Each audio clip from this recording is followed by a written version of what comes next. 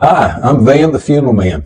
You know, in our culture, it's assumed that everyone who dies goes to heaven, or another way of putting it, goes to a better place.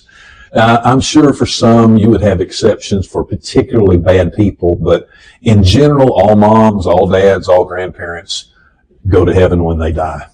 But there is a problem with that way of thinking. For example, the Bible states in the New Testament book of Romans, "For all have sinned and fall short of the glory of God." And as if that's not bad enough, here's another problem.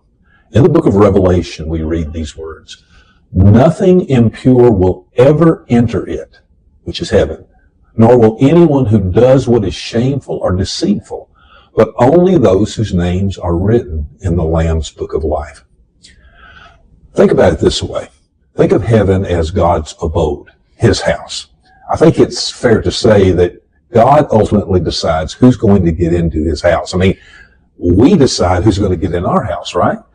So it's fair to say that God's the one who will determine who gets in. See, we're not entitled to go to heaven when we die. According to the Bible, all have sinned and fallen short of the glory of God. We missed the mark. So that being the case, how will sinners enter into heaven when no sin is allowed in? Well, we can think about it this way. Imagine you're living in Kentucky and you and your spouse, you have a baby, and the baby messes its diaper, and the diaper, it stinks terribly. And so you immediately say, "Let's go to a better place." And so you hop a plane and you fly to Hawaii, which is probably a better place. So now what? Well, you have just now stunk up Hawaii. All because there hasn't been a change, in this case, a change of diaper. Now, I know it's a crude way of putting it, but no matter how good we think we are, we will not be allowed to stink up God's great heaven.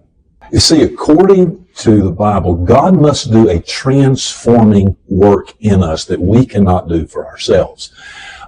The Christmas song, "Away in a Manger," puts it really well when it says, "Fit us for heaven to live with thee there." To be fit means to prepare something or ready it for something. This changing work is something that only the supernatural God can do.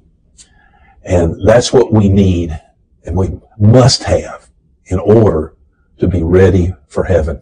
Surely you have some thoughts about this. I'm sure you do. If you do, I'd love to hear them. Put them down in the comments section. Consider liking this video and even consider subscribing to my channel so you won't miss any upcoming videos. I am Van the Funeral Man, living with hope in life and in death.